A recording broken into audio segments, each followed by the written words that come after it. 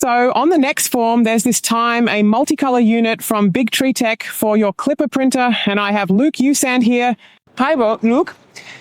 Please tell me something about this VVD, is it how you call it? Yeah. Okay, it's cool. Short for vivid.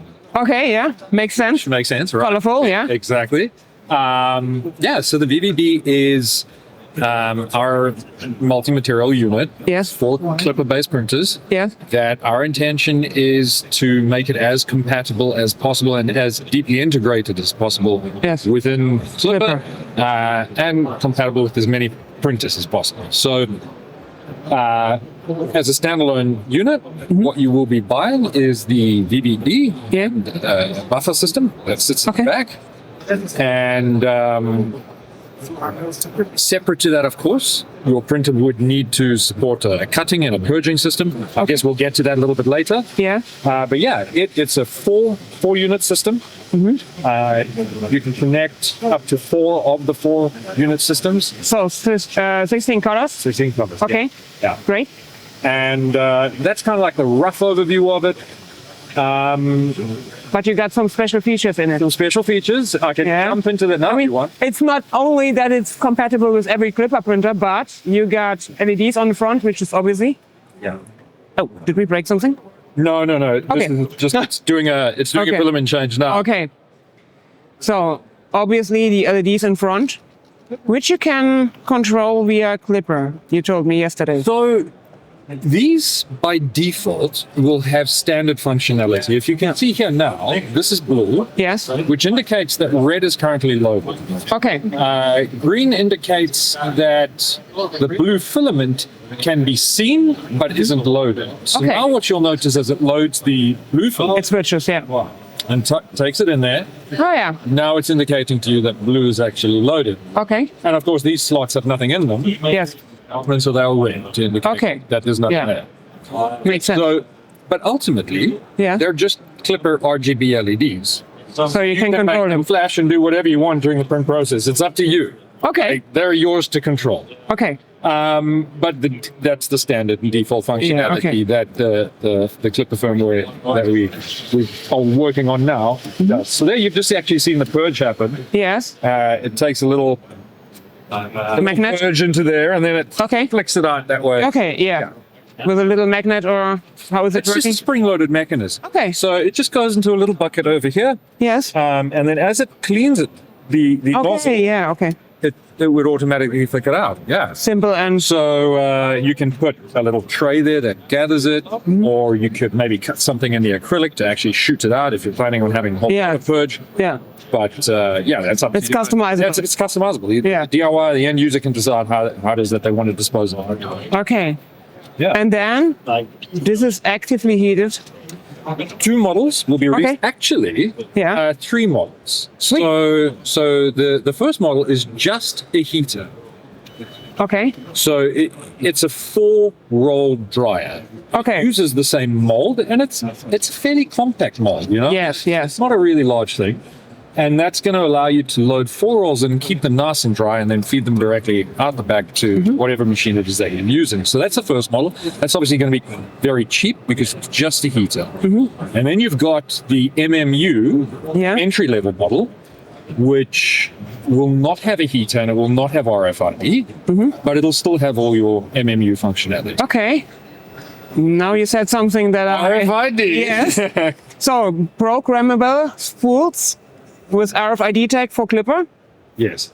Cool. Yes.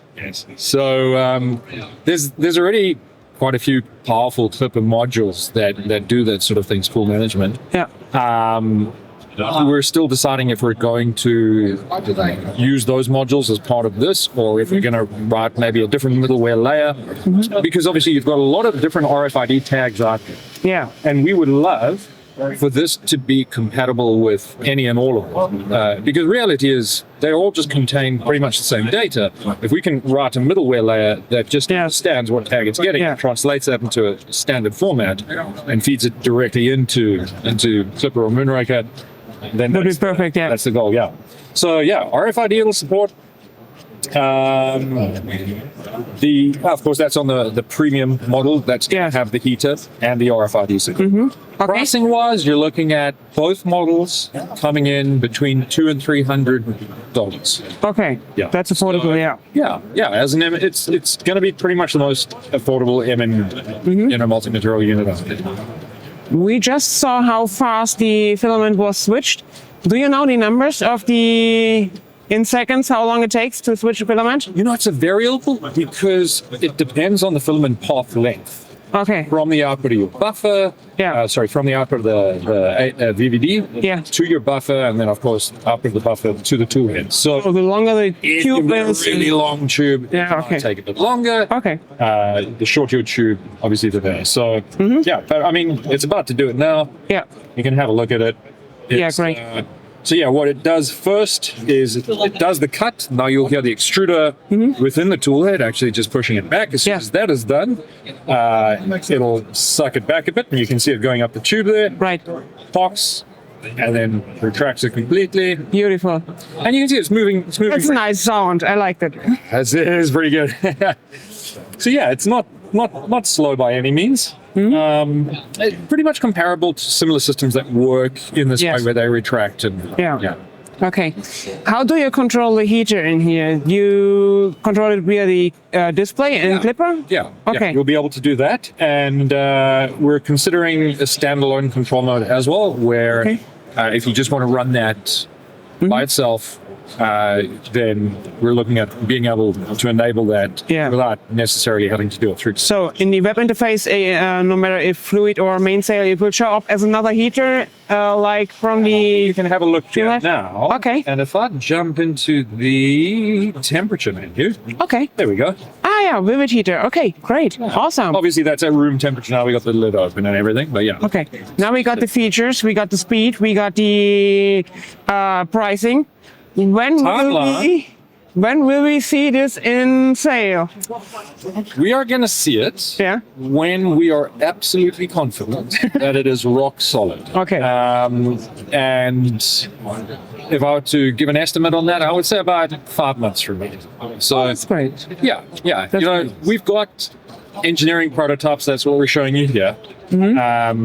This isn't even injection molded, nor is it even SLS. This we CNC'd out of a big block of polycarbonate. So when I say engineering prototypes, I really mean engineering prototypes. Okay. But it's working pretty good. And these allow us to make mistakes on prototypes before we've gone and made all the tools and everything. Yes. So we're at that stage in the project now. Next is getting it out to testers around the world, getting their input and their feedback, refining the hardware, refining the firmware, and then having something that we know we can just be proud of and release it and well received by the market. So it takes some time to do that right, but we want to do that right. So I'd say five months. I guess we are looking all forward to this. It's a great product.